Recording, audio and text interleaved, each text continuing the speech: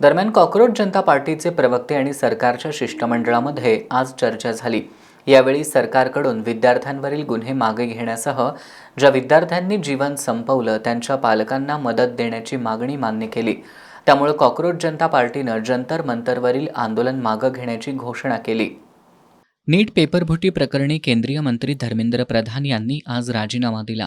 त्यानंतर आज कॉक्रोच जनता पार्टीचे प्रवक्ते आणि सरकारच्या शिष्टमंडळामध्ये अन्य 2 मागण्यांसाठी बैठक झाली। यावेळी केवळ दिल्लीतच नाही तर भाजप शासित आणि भाजप मित्रपक्ष सत्तेत असलेल्या सर्व राज्यांमध्ये आंदोलकांविरुद्ध दाखल केलेले सर्व FIR मागे घ्यावेत। पेपरफुटीनंतर ज्या विद्यार्थ्यांनी आत्महत्या केल्या त्यांच्या पालकांना नुकसान भरपाई द्यावी, या मागण्या CJPच्या प्रवक्त्यांनी मांडल्या। या बैठकीत झालेल्या चर्चेनंतर कॉक्रोच जनता पार्टीचे प्रवक्ते सौरव दास, केंद्रीय मंत्री JP नड्डा यांनी पत्रकार बैठक घेतली। यावेळी मंत्री नड्डा यांनी ज्या विद्यार्थ्यांनी आत्महत्या केल्या त्यांच्या पालकांना नियम आणि तरतुदींनुसार नुकसान भरपाई दिली जाईल, शक्य तितकी जास्तीत जास्त मदत देण्याचं तसंच विद्यार्थ्यांवरील गुन्हे मागे घेण्यात येतील असं आश्वासन दिलं।